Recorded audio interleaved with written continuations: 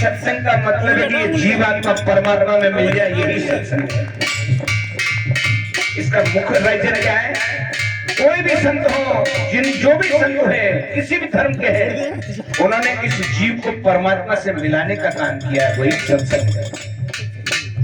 और जब तक ये जीव, भले भाषा कुछ भी हो, समाज कोई भी हो, जाति कोई भी हो, सब नदियां कहीं बहती हैं, लेकिन समुद्र में सब एक है, एक मिल जाती है। किसी तरह से सारे जीवात्मा को, चाहे कोई भी धर्म हो, कोई भी समाज हो, परमात्मा एक है। हम लोग सब अलग अलग दिखाई देते हैं, बाकी हम सब एक हैं। गुरुजी, समाज तो यहाँ बनी है, वहां से तो परमात्मा के घर से एक है। जी है, बहुत अच्छा। और फिर देखिए, कबीरा कर्म न कीजिए, काल खड़ा खुले केश। कबीर साहब कहते हैं, किस बात का घमंड करते हो? ये जवानी भी 2 दिन की है, ये दौलत भी 2 दिन की है, और काल 24 घंटे है। कबीरा कर्म न कीजिए, काल खड़ा खुले केश। ना जाने कित मारे ही क्या घर क्या परदेश। कई बार बाप बैठा रहता है, बेटा चला जाता है, काल ले जाता है ना। इसलिए कभी किसी चीज का घमंड मत करो। ये राजा ने एक बाग लगाया, माली ने एक बाग लगाया रे, बीज लगाया रे,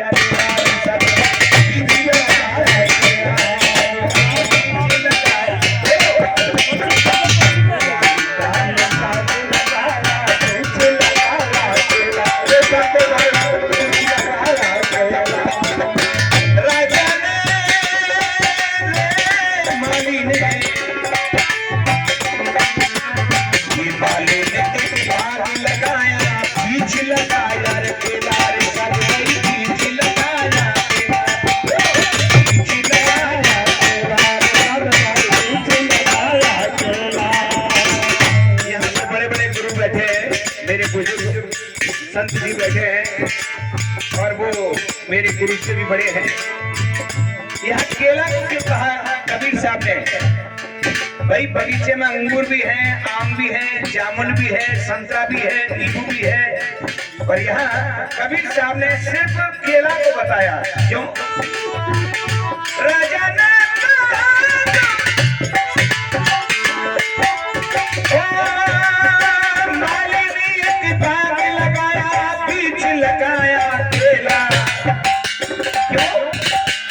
याद रखना, केला को जब तक 2-3 बार नहीं कलम करोगे, नहीं काटोगे, तब तक फल नहीं देता है। इसका मतलब है जब तक तुम में 3 रजोगुण और तमोगुण और सतोगुण, एक तो ये बात छोड़ दो कि मैं इनसे अच्छा कलाकार हूं, जब तक ये घमंड रहेगा तो तू कलाकार है ही नहीं। एक ये सोचता कि मेरे से ज्यादा बढ़िया पंडित यहाँ कोई भी नहीं है, तो समझना तू गंवार है। इस दुनिया में अगर कोई पंडित है तो एक है, कोई कलाकार है तो एक है, जिसने सब दुनिया को बनाया है, बाकी और तो सब अधूरे ही है। तो केला को जब तक नहीं काटते, इसी तरह से रजोगुण और तमोगुण और सतोगुण तीनों से परे होके साहेब के दर्शन होंगे।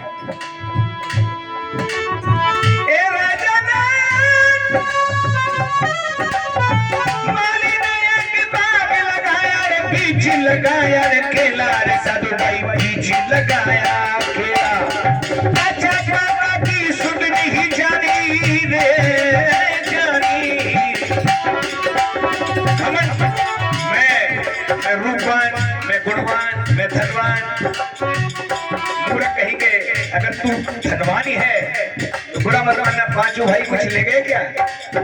कुछ नहीं ले गए ना। कफन भी यही रह गया, ये मकान भी यही रह गया। और रूप अगर सच होता तो रूप कहाँ गया? वो तो जल गया। ना रूप है, ना धन है, ना गुण है, अब तो केवल तस्वीरों में। और 2-3 साल बाद के बाद ये तस्वीर पे भी मिट्टी छा जाएगी, लोग इसको भी भूल जाएंगे। हाँ, ये तो अभी 10-12 दिन, कल 12 ब्राह्मण हो जाएंगे, ये बहन बेटियां चली जाएंगी, ये जमाई चले जाएंगे, साहब जी गुरु जी चले जाएंगे, हम लोग चले जाएंगे, फिर धीरे धीरे नाम भी। इसलिए जीवन में अच्छे मार्ग पे चलो। काचा पाका की सुध नहीं जानी रे थोड़ा भूल न बेला ये मन राम भजन कर गेला तन सदगुण के लहरा मन राम भजन कर गेला तन सदगुण के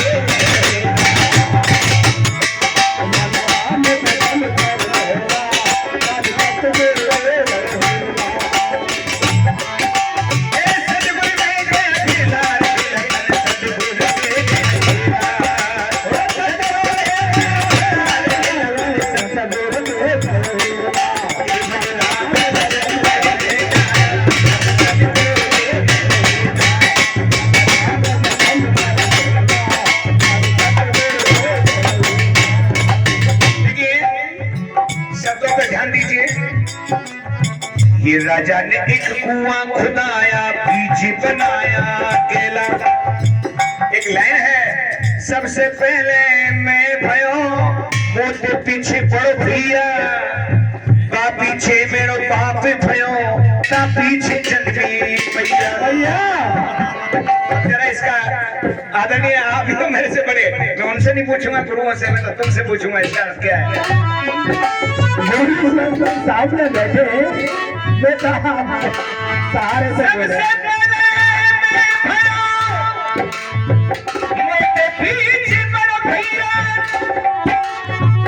पीछे मेरो बाप भयो बा पीछे मेरी मैया मन राम भजन कर गेला तन सदगुण के लहरा राम भजन कर गेला तन सदगुण